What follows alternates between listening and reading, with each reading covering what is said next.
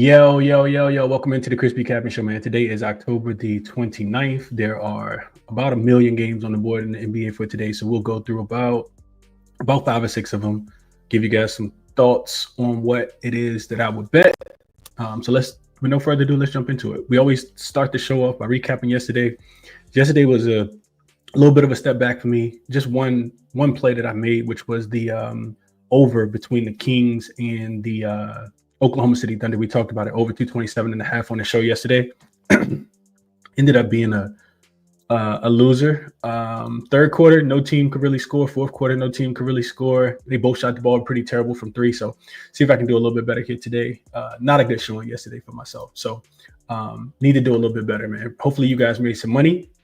We're going to jump into it for today. What up, PZ? Appreciate you for tapping in. Will says, great cash with the Bucks. Yeah, that game was back and forth like I thought it would be. So I stayed away from it. Glad I did, actually. But they did get the job done. And I was leaning Bucks too, Will. Wanted Cole Anthony in, but then I decided just to stay off with the Knicks coming off a loss too. What's up, Can't Stop? It's top of the morning, Chris. It's been a hot minute. Happy to see you doing good. Staying blessed, my brother. Appreciate you, Can't Stop. Right back at you, bro. Vario says happy belated birthday. Appreciate that, Vario. He said, appreciate you and your efforts. Good morning, Justin. What's up, my guy? What's up, Prolific? Damien says, morning, bro. Top of the morning to the fellas in the chat, man. To the ladies, too. Let's jump into it for today. So we'll start off with JaXon, AI Sports Betting Tool. Yesterday, JaXon, I gave you guys one look, which was, man, I always forget what it was. I think it was a winner. I think it was the over. The over between Charlotte and Miami. Easily got there. Charlotte gave up like 400 points last night. So I think that was the look that we talked about yesterday. And it was a winner. So 1-0 day from JaXon yesterday. Link is always in the description if you guys are interested in checking it out. Today I asked JaXon for the best 2 player props in the NBA, but specifically based on this year's stats. So don't go back and pull last year's stats. I don't want any of the last 10 type stuff. None of that, because we haven't played 10 games. So here's what JaXon has. It says the first recommendation is Trey Jones of the Bulls. I love this play. Trey Jones over 19.5 points plus assists. So line is plus 100 on ESPN Bet. It says this pick offers excellent value at even money, plus 100 due to Jones' recent surge in this highly exploitable matchup against the Sacramento Kings. So Jones has consistently hit this combination over, demonstrating his high usage and production early in the season. So over his last 5 games, which I don't think the Bulls have played 5 games, so maybe it's still pulling stats from last year, but he is over at 100% of his games, averaging 21.4 points and assists during that span. His season mean for points and assists is 21, which is nearly 2 full points above the line of 19.5. So then longer trend, looking back even further over the last, he's hit 90% of his last 10 games, averaging 22 points and assists, and 66% of his games in the last 15 as well, averaging 20.6 points and assists. It says this shows clear uptrend towards his production. So that's the first look from JaXon. Kings also ranked 26th. It says a rank of 26 indicates that the Kings are one of the weakest defenses in the NBA at defending players at Jones's position for points and assists, suggests that he should perform better than average tonight. I like that look a lot, especially with Sacramento being on the second leg of a back-to-back. The second player prop comes from the Phoenix Suns and the Memphis Grizzlies game tonight, and it's actually Cedric Coward over his 11.5 points. Rookie. It says that he presents a strong case for going over, benefiting from a weak opponent and a high season average relative to the betting line. So he's consistently over this season. He's averaging 16.5 points, which is a substantial 5 points higher than the 11.5 line. He's hit the over 75% of his games this season. The Phoenix Suns offer one of the most advantageous matchups on the board for Coward scoring prop. The Suns ranked 27th in the league in opponent defense versus his position for points allowed. This ranking places them amongst the bottom 4 in the NBA for this metric, creating a prime opportunity for Coward to exceed. And then the Grizzlies are also dealing with significant injuries, so saying that he's probably going to play more minutes. Vince Williams Jr., Ty Jerome, Scottie Pippen Jr., Brandon Clark, Zach Edey, all listed as out or day-to-day. The situation likely consolidates offensive opportunities and usage for healthy players like Coward. This is actually not a bad look. I think that this could potentially get there today as well. So those are the 2 looks for JaXon, man. Take with that information, do what you want. I really like the Ty Jerome one, but the Cedric Coward one makes a lot of sense as well. Ty Jerome, Trey Jones one. I like the Trey Jones one. So let's jump into it. Like I said, link is in the description of the video. First game up, we're going to Detroit. So Detroit is actually getting a point now. They were laying a point and a half yesterday when this line first opened, when I saw it, and now they're actually getting a point. Orlando has not looked good. We know that. Let's go to the injury report real quick. So we have let me just refresh. Make sure I got all this right. All right. So Orlando has just Mo Wagner out, so they'll have full strength outside of Mo, who hasn't played yet this season. On the Detroit side of things, I did see that Sir Thompson is listed as questionable due to an illness. I think that's humongous in this game. Like, he's been one of their best players so far this season. If he doesn't play, I'm expecting Ron Holland to step into his place and take some of his minutes and play well. Karis LeVert's also listed as questionable. Jaden Ivey continues to be out. And Marcus Sasser is also listed as questionable. And Detroit, they desperately need their offense. Orlando. So let's talk about them first. The thing that's got to stick out is that the Magic so far are 0-4 against the spread this season. They're playing the first leg of a back-to-back. They do got the Charlotte Hornets tomorrow. And I actually put this here because I thought this was interesting. It says, so the Magic, of course, are coming off that game against Philly the other day where they absolutely got smoked. And I was on Philly in that game. It said the Magic had a 137.4 defensive rating. Game played at a 98.5 pace the other day against the Philadelphia 76ers. That's the Magic's worst defensive rating since March 15, 2022, the Kyrie game where they lost 150-108 versus Brooklyn. And that was Jamal Mosley's first season. They had 3 games last season with a defensive rating of 130 or higher, or greater than 130. Which that's kind of scary in my opinion. I feel like they have to be able to play defense a little bit better. I know that they're playing a lot faster, but you got to be able to play defense a little bit better. Now, I said this the other day. Orlando's a team that I'm gonna have to wait and see on. I'm not really willing to. Last year they played a lot better on the road, a lot better at home than they did on the road, of course. And Detroit's also coming off a loss. Detroit's 2-2 against the spread. They've alternated good performances and bad performances. Lost by 21 to Cleveland 2 nights ago after beating Boston. They don't play again until Saturday when Dallas comes to town. Last season, Orlando did take 2 of the 3 matchups. They covered 2 of the 3. 2 went over, 1 went under. I can't really take Orlando right now, man. Not after giving up 136 points to Philly in that last game. I know Philly's looked really, really good. They came back last night against the Washington Wizards and won that game. So even though, I do expect them to score more than 98 points, which is what they did against Chicago 2 games ago, the defense has been so inconsistent, man, and non-existent. They also having some trouble with defensive rotations, poor free throw shooting. Their 3-point efficiency is one of the league's worst. Jonathan Isaac isn't even in the rotation right now. And as much as I would want to take Orlando early in this spot, because Detroit has been the second worst first quarter team, Detroit's a minus 8.8 in scoring margin in the first quarter, which is 29th in the league.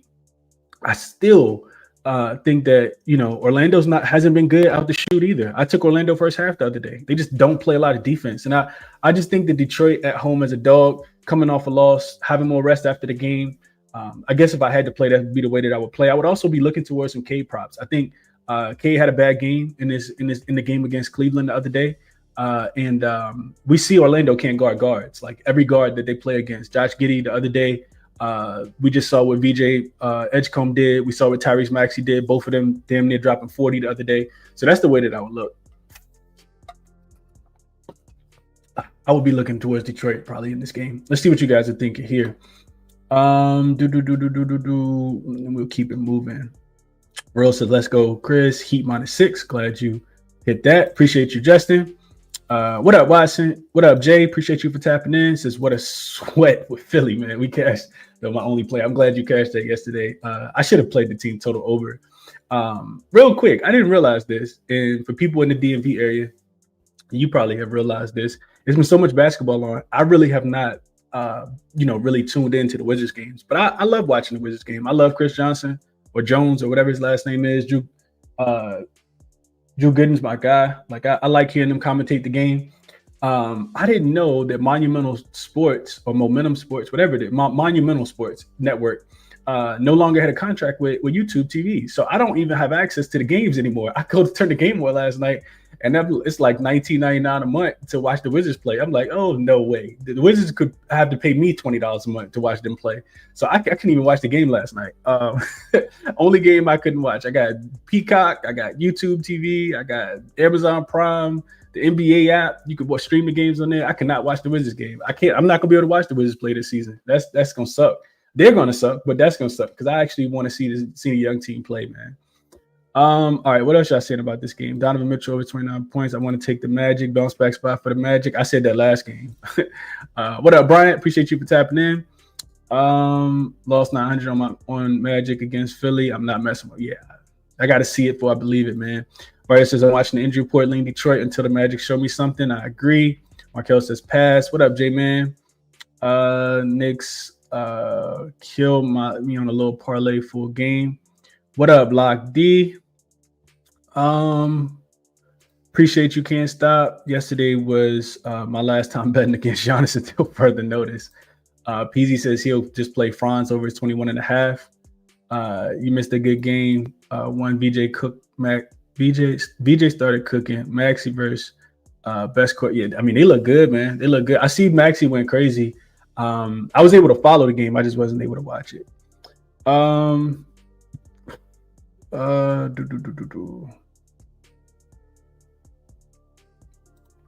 I will be doing that. Appreciate you, JFX. Appreciate you for sure.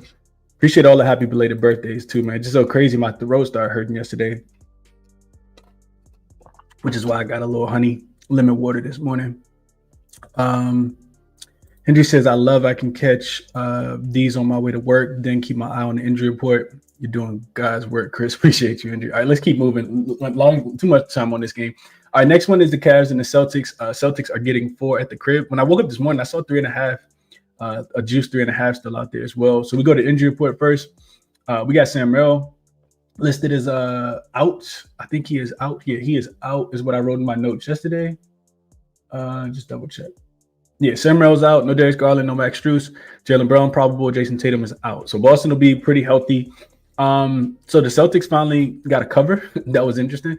They smoked Detroit to move to 1-3 ATS on the season. Cleveland is playing their third game in 4 nights here, all with travel because they only had yesterday off, and they have tomorrow off as well before hosting the Toronto Raptors on Friday. They've won 3 straight, regardless of not covering. Like Cleveland has been good outside of losing their first game. I think it was to the Knicks, right? They've won every other game since. Then you got Boston. Also finally getting a cover. They're 1-3 ATS on the season. They're playing their third game in 4 nights and their first game back home after a 3-game road trip. Last season, these teams split 2-2, but both teams winning 1 game at home, 1 game on the road. So the way I see the game, man, this was like a quick one for me. I just think that Cleveland's going to win the game. I think that this is a game where Cleveland can win by multiple possessions, especially now that DeAndre Hunter's back. I like what I saw from them in their last game. And I think it's kind of like a statement game, right? Like Cleveland, if they come into Boston today, right, and they smoke Boston, I ain't gonna say smoke them, but if they beat them by 7 to 10 points in this game tonight, which I think is highly probable, I think this is like, them kind of putting Boston in their place. Like, we the big dogs out east now. Y'all don't got Tatum, y'all don't got Porzingis, y'all don't got Al Horford. Y'all out here with Josh Minute, or I think it's Meany, however you pronounce his name, and Quinta in the starting lineup. Like, that ain't gonna get it cut. That ain't gonna cut it. Boston's also been a poor rebounding team. I told you guys last game, we took Boston first half. That was against the Pelicans without Zion. And they absolutely got the job done. But I think that as long as Cleveland can play a little bit of defense, I've been looking at the 3-point defense. It's not been that hot so far. Cleveland's actually one of the worst 3-point defenses in the NBA. We know all the Celtics want to do. Joe Mazzulla going to have them boys in the corner. Derek White and Peyton Pritchard kind of lighten up the 3-point line. But Cleveland defensively have not been good from the 3-point line. And I had this pulled up. I want to say that they are, real quick, let me just go to it. They're not great defending the 3-point line. Cleveland is giving up the 21st in opponent 3-point percentage at 37%. They're giving up the 19th most threes at 14 per game. So I think that they can get the job done. They got twin towers down there. Jared Allen and Evan Mobley should dominate the paint. Donovan Mitchell should be able to do whatever it is that he wants to do. I lean Cleveland. minus the 4 in this game. You can still get a 4, but it is moving to 4.5, and it is still 3.5 out there on ESPN Bet. So that's what I lean. 3.5 minus the 115 would be my thought process. And no Drew, like J-Man says. So I agree with that. Yeah, that's the way I want to play this game. I haven't played it yet, but I looked at the 4 yesterday. I was like, well, open 3.5, and I thought to myself, that's a short number for Cleveland. Maybe there's something I don't know. I know Sam Merrill's not playing, but you got DeAndre Hunter coming back. He played well in the last game. I think he can get the job. They can get the job done. All right, that was pretty quick. Let's keep going. Appreciate you, J-Man. Jay says Wiz looked good yesterday. Keyshawn is really like that. He I saw his stat line. Looked pretty good. Damien says Pistons next game in Mexico City. Ooh, okay. I don't think I looked at that, Damien. Appreciate you for letting me know that. Appreciate you, Peasy. J-Man says over 233.5. White over his points, rebounds, and assists, and Mitchell over his points. I could talk you off any of those. Appreciate you for tapping in as always, Lightbearer. Always been here rocking with me. Appreciate that. Paulie J says, yo, my God, appreciate the early looks. So awesome. I can catch you live. And now I'm hit. I hope so. Appreciate that, Paulie. Cav Spot can't stop says can't trust Boston right now. I agree with that. Let's see. Yeah, I don't think Derek White's a bad look, Markel. I actually don't think Derek White's a bad look at all. Derek White has been I feel like when he plays Cleveland, he has a really good game. And when I was looking at my numbers, which for some reason they're not loading right now, I don't know if my spreadsheet's down or what, but when I was looking at my numbers yesterday, Cleveland 3-point defense, it might have been the frequency that they were giving up. Let me just double check real quick. Let's see how many 3-pointers they're allowing.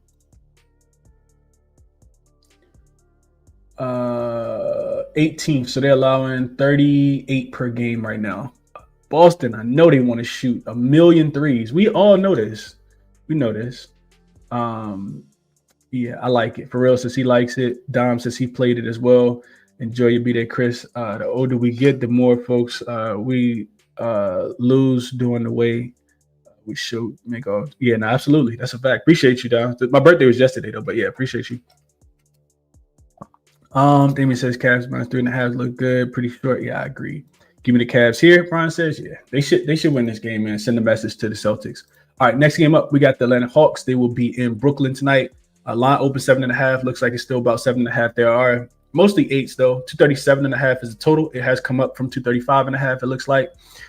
So I did see that the guys for Atlanta are on the injury report. Atlanta has, but I think that they're going to play. So Zachary Reese is probable. Jalen Johnson is probable. Porzingis isn't even on the injury report at all. And then on the Brooklyn Nets side of things, Zaire Williams is listed as questionable. No Howard Haysmith, who hasn't made his season debut with this team yet. So what I wrote in my notes here is Atlanta's gotten off to a rough start. They are 1-3 straight up and against the spread after losing to Chicago on Monday. No significant travel situation, just back-to-back losses in a game in Indy on Friday because they lost to the Oklahoma City Thunder before this. Brooklyn's off to a really rough start, and that's kind of what I expected. They're 0-4 straight up, 1-3 against the spread.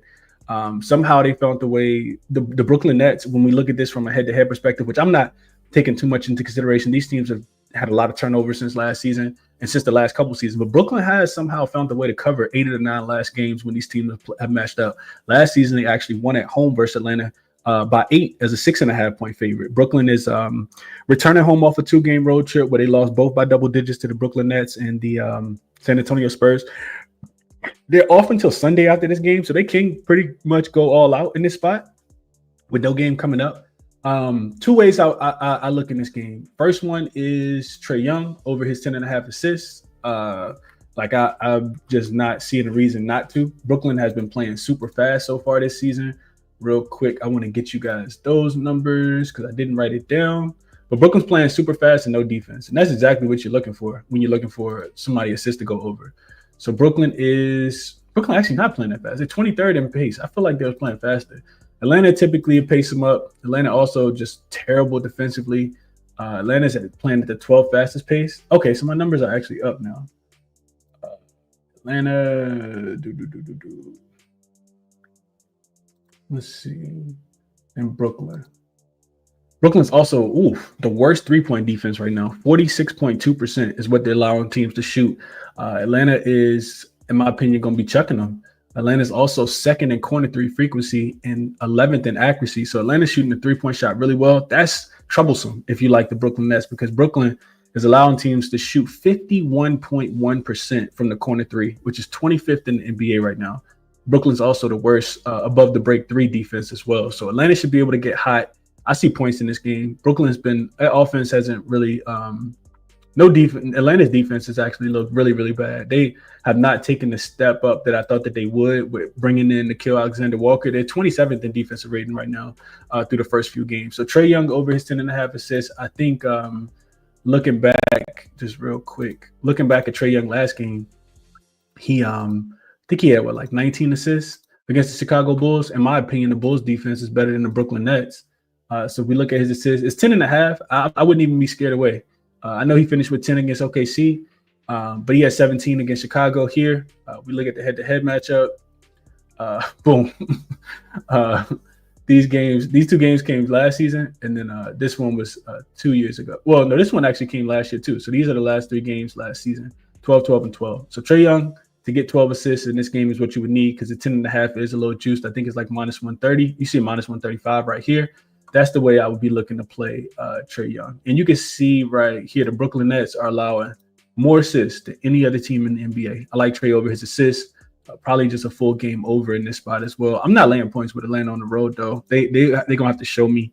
I know Brooklyn has been really, really bad, but I would be looking towards the Nets catching the points at the crib before I'm playing Atlanta, who has proven to me they can't cover a spread so far. Let's see what you guys are thinking. Wilson's problem with Boston is as they rely on the three, they don't have any other game. And that's a fact. They're also just a terrible rebounding team. Boston's been really, really bad rebounding the basketball. Shout out to my guy Flo. We were talking about this yesterday when I posted it on Twitter, asking what trends people are paying attention to. And he was saying Boston's a terrible rebounding team. And I agree. Boston's been really, really bad rebounding the basketball so far. They're giving up a ton of offensive rebounds, which is what happened in that game against Detroit on Saturday. Right now, they're actually the worst offensive. They're allowing the most offensive rebounds in the NBA, just to put some numbers to that, Will. Lonzo over his 4.5 assists tonight. He should pick up a lot of the extra minutes with Sam Merrill lost. That's a good look, James. I like that. I like that a lot. After all of these NBA allegations on players, I don't know how anybody is playing player props. Anytime I even look at a player prop, I just think that this dude is about to sell. Appreciate you, Shadow. He says, I just joined. What player props do you like so far? Just the Trae Young look so far. I think Cade get busy in that first game. I don't know if I'm going to play his player prop over, though. Justin says he's going back to the pocket, going back to the well with the Orlando Magic minus 117. Okay. Top of the morning community, like Orlando. Y'all hit the like button for me if y'all can. If you have not, definitely helps out the show and the algorithm. For real says, I don't trust the Hawks to cover me either. Appreciate you, Brian. LJ says Porzingis over his 2.5 threes, and I can definitely see that. Somebody's going to get busy tonight from the 3-point line. Next game up, Rockets and the Raptors. Game we played in Toronto. Line opened 3.5 is what I see. It's moving up to 6.5 on a couple books, but consensus is 5.5 right now. Total has come down slightly from 233 down to 232.5. This is a spot where I don't instantly want to back the Houston Rockets on the road, but they look really, really good. They're opening night against the Oklahoma City Thunder. Here's the thing. Now, we know the Rockets don't necessarily have a true point guard, but defensively, I think they're going to be good. They finally picked up their first win of the season. They're just 1-2 so far, but they beat the brakes off the Brooklyn Nets. Now, Brooklyn was on the second leg of a back-to-back. What I don't like for the Toronto Raptors, and one thing that really stands out for the Houston Rockets in this game, if the Rockets come in and play hard, they'll win this game by double digits. Because, in my opinion, with Jakob Poeltl being listed as doubtful, if he does not play, I just think that the rebounding is this is such a significant rebounding advantage, in my opinion, for the Houston Rockets in this game. Jakob Poeltl's listed as doubtful with a back injury. If he does not play, Steven Adams, Alfred Sengun, Jabari Smith Jr., Kevin Durant, we got to remember, Houston got a team that really has only one guy that's like below 6'7", 6'8" on the starting lineup. Houston should absolutely be able to lock up on defense. Toronto is giving it up like clockwork on, just overall. So I do think Houston should be able to get the job done here. Toronto kind of fooled me. I thought that they were going to be a defensive team. Right now, they're actually the second worst effective field goal percentage team in the NBA. Teams are shooting 60% versus the Toronto Raptors in effective field goal percentage shooting. That's the combination of twos and threes put together. They're also fouling at the second highest rate. I think only Detroit is fouling more than them right now. And they're not guarding the three-point line. 24th in three-point defense as well.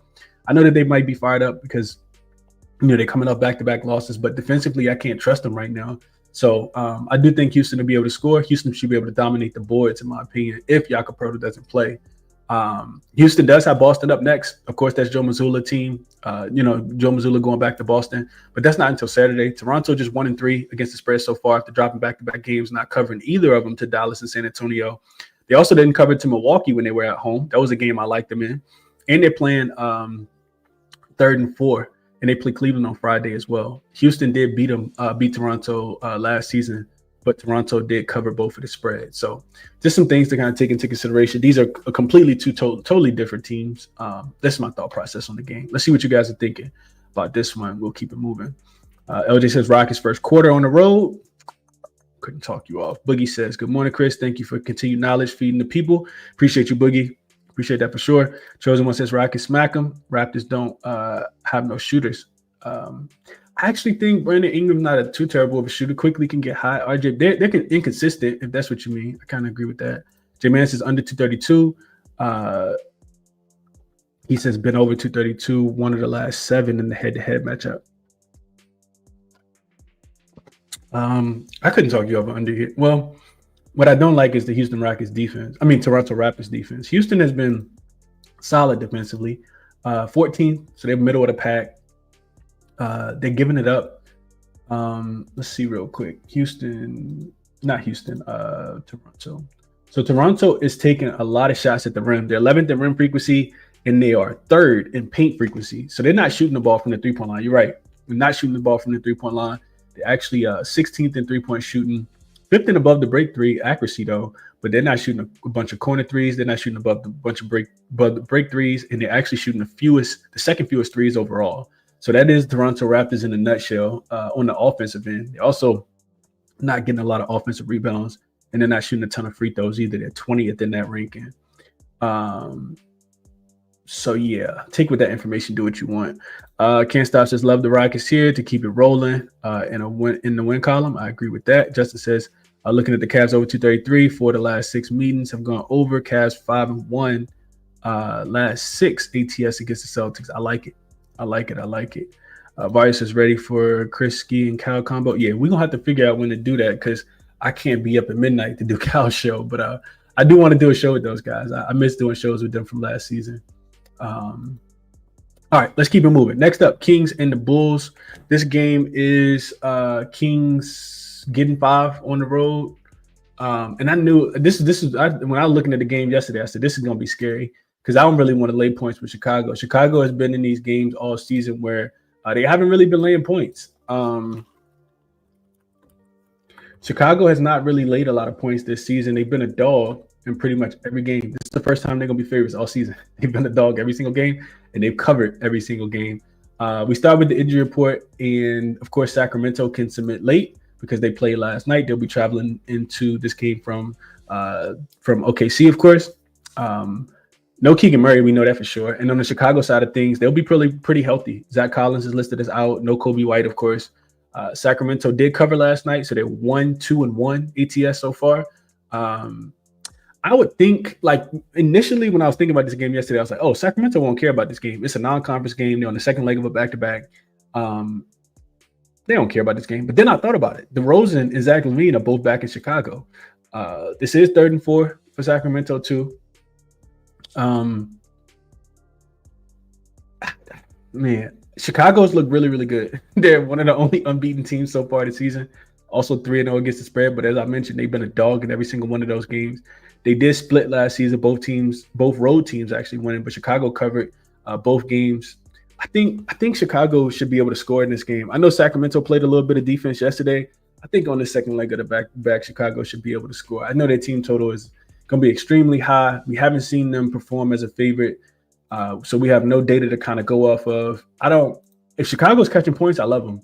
If they're laying points, I'm not really in love with Chicago at all. So their team total for today, I guess, would be the way that I would look. It is going to be extremely high, of course, just because they're playing. It's 121.5, and I felt like they should be able to get there against the Sacramento Kings. Kings offense looked terrible last night. They should be able to score. So I know Chicago is going to push pace and want to play a lot faster. So I guess that would lend itself towards a little bit more of an over two. Real quick, if we look at Chicago, they are 9th in pace so far. Sacramento is 13th in pace. I feel like pace will happen in this game. I think the Bulls will definitely be able to score. I don't want to trust the Sacramento Kings defensively at all. But I definitely don't want to lay either. I'm not ready to lay with the Bulls. I agree with that for real. Houston team total over Sengun 30 points and plus rebounds. I couldn't talk you off of that. I like that. Dom says whole Kings team got revenge on the Bulls tonight. They do. Zach LaVine do. We know DeMar DeRozan do. Shadow says LaVine's on fire. I think he will take his point. I think I will take his points tonight. J-Man says like the over 240 at the alt line. Yeah, 237.5 seems doable. Kevin Huerter revenge game over his points tonight, Lingo Week says. I can see that. Burrell says land the 4.5 with the Bulls. Red Velvet revenge game tonight, Kevin Huerter. Bulls money line, Zach LaVine over his 21 points. Okay. All right. Cool. Let's see. Yeah, if I play, I'm probably going to play team total. I don't really want to lay too many points with the Bulls, but they should be able to win and cover, though. They should be able to win and cover with the Kings being on the second leg of back-to-back, 3rd and 4th in the non-conference game. All right, the games that we didn't get a chance to go through, because I told you guys I wasn't going through all of them. Recap. Oh, you know what? Before we do the recap, let's briefly scroll through the games that we didn't cover. All right, so let's go here. Other games, I didn't talk about the Indiana Pacers and the Dallas Mavericks. Injury report's just way too long. The Pacers got more players on the injury list for this game than they have that's starting. That's available tonight. I mean, literally, Obi Toppin, Andrew Nembhard, TJ McConnell, Benedict Mathurin, Furphy. They got backup guys on the injury report. Peter is on the injury report listed as doubtful. So they do have Ben Shepherd. You do got Aaron Nesmith. You got Pascal Siakam, Jay Huff, and Isaiah Jackson. But the Dallas Mavericks, same thing, right? Like Brandon Williams, I saw that he got arrested at the airport. Derek Lively is listed as doubtful. Daniel Gafford's listed as doubtful. Like, it's easy skip for me. I don't want to play in games like this when the injury report is this significant.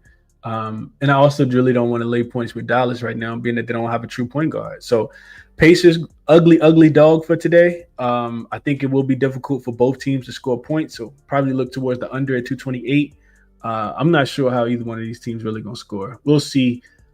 Pacers have been gritty, though. They haven't even won a game yet this season either. So I think that they'll be super gritty. Cooper Flagg, I think, is off the injury report. He's supposed to get that arm scan.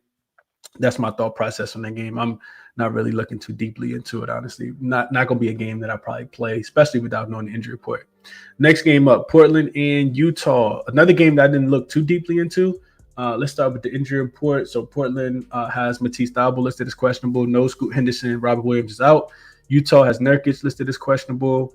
Isaiah Collier and Gorgeous Niang continue to be out. They've been out for quite a while. Portland, a perfect 4-0 ATS this season. 2-0 on the road against the spread. Both covers against the LA teams. They are playing 3rd and 4th. Utah, also a perfect 3-0 ATS, 2-0 ATS at the crib in their 2 outings. They are coming off an overtime game, but they didn't have to travel at all. They beat the Phoenix Suns at the crib. Utah has covered 6 of their last 7 games, 6 games straight against the Portland Trail Blazers. 7 of their last 8 they've actually covered, regardless of location. Doesn't matter if it's in Portland, if it's been in Utah. They did split last season. Utah covered all 4 games. They split as far as straight up goes, but Utah plays all 4 games. And Utah covered all 4 games. It's a tough one, man. It's offense versus defense. I kind of want to take the points where I kind of think Portland is the better team and kind of want to play them on the money line, but we shall see. Utah's been good at the crib, man. I don't know if I really want to fade them yet because they haven't started to tank yet. So we'll see how that game goes.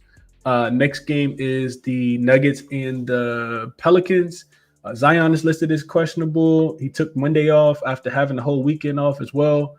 No Kevon Looney, no DeJounte Murray, of course. And then Denver has Cam Johnson listed as questionable.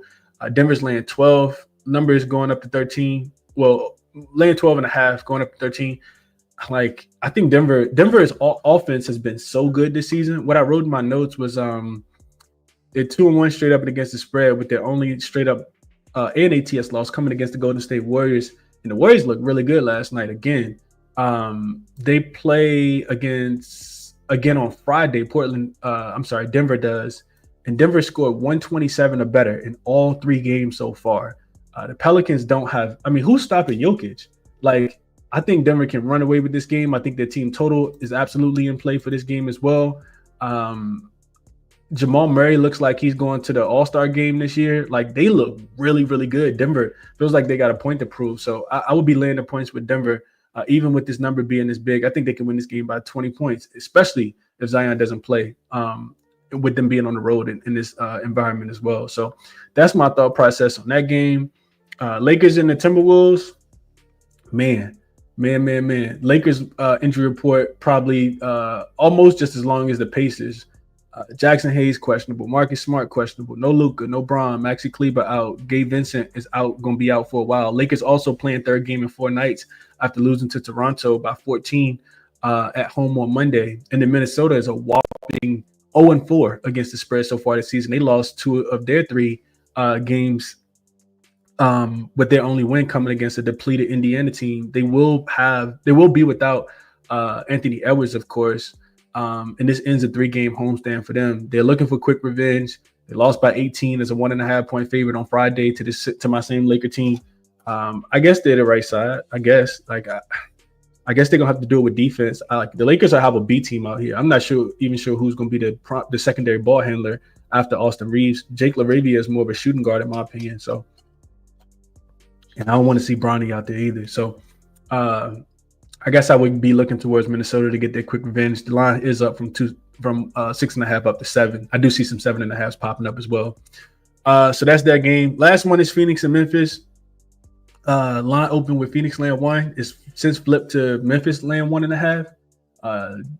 And that might be on the strength of actually it's not. Jalen Green is listed as questionable. We haven't seen him yet this season. Dylan Brooks is listed as out. And then Memphis still got a plethora of injuries as well. Santi Aldama questionable. I talked about these already, so I'm not going to keep mentioning those. Memphis doesn't have any impressive wins so far. They beat the Pelicans. Like, everybody's done that. The Pelicans haven't won a game yet. And they beat the shorthanded Pacers after losing to the Miami Heat by like 100. So I don't really like this Memphis team. And then on the other side, you got Phoenix coming off the overtime game. They're 0-3-1 against the spread so far this season. Their first game back home after a 4-game road trip. So that's not great either. Typically, it's a fade spot. They lost all 3, didn't cover any of them. Defensively, they've been really, really bad. They gave up 129 points or better in all 3 games, even though the last game did go to overtime against the Utah Jazz. And they're perfect 4-0 to the over this season. Phoenix has proven they can't play offense. They can't play defense. And Memphis has owned this team. They've actually beaten them 5 straight times, beaten the Phoenix Suns 5 straight times. So I guess maybe a look towards Ja points. I think he'll have an extremely high usage. Memphis doesn't play tomorrow, so they can kind of go all out coming off a loss against the Golden State Warriors and not coming off an overtime game. So maybe a look towards Ja points is the way that I'm looking here. I got to get ready to get up out of here, but those are my quick thoughts on these other games. If I'm betting tonight, this is what I'm betting on. Houston minus the 5.5, Cleveland minus the 4.5, Trae Young to get 12 assists. And I like the over in the Atlanta and Brooklyn game. These totals have been crazy this season. I know y'all paying attention. I'm paying attention too. I'm going to lock a couple of these in actually in a few minutes. But yeah, that's the show. Resources listed in the description. Check JaXon out, Outlier, Moneyballer, Odds Jam. Hit the like button for me on the way out too. Subscribe to the channel if you guys are new, of course, and turn the notification bell on so you guys know when I go live, man. Best of luck on your action on this Wednesday, and I will catch you guys in the next one, man. Y'all be good.